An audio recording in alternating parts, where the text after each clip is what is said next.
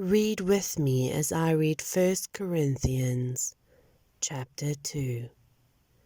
You'll remember, friends, that when I first came to you to let you in on God's master stroke, I didn't try to impress you with polished speeches and the latest philosophy. I deliberately kept it plain and simple. First Jesus and who he is, then Jesus and what he did. Jesus crucified. I was unaware of how to go about this and felt totally inadequate.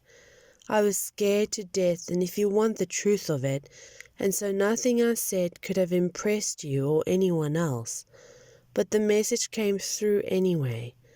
God's Spirit and God's power did it, which made it clear that your life of faith is a response to God's power, not to some fancy mental or emotional footwork by me or anyone else. We, of course, have plenty of wisdom to pass on to you once you get your feet on firm spiritual ground, but it's not popular wisdom, the fashionable wisdom of high-priced experts that will be out of date in a year or so.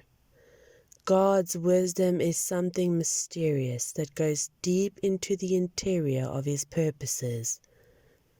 You don't find it lying around on the surface. It's not the latest message, but more like the oldest. What God determined as a way to bring out his best in us, long before we ever arrived on the scene. The experts of our day haven't a clue about what this eternal plan is. If they had, they would have killed the master of the God-designed life on a cross. That's why we have this scripture text. No one ever seen or heard anything like this, never so much as imagined anything quite like it, when God has arranged for those who love him.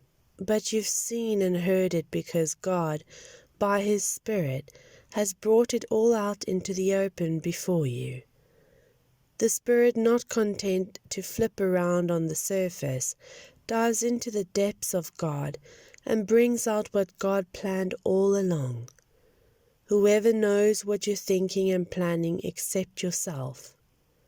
The same with God, except that he not only knows what he's doing, but he lets us in on it. God offers a full report on the gifts of life and salvation that he is giving us. We don't have to rely on the world's guesses and opinions. We didn't learn this by reading books or going to school.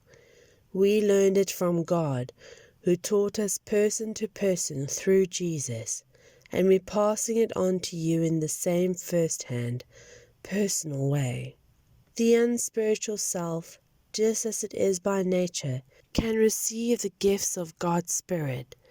There's no capacity for them. They seem like so much silliness.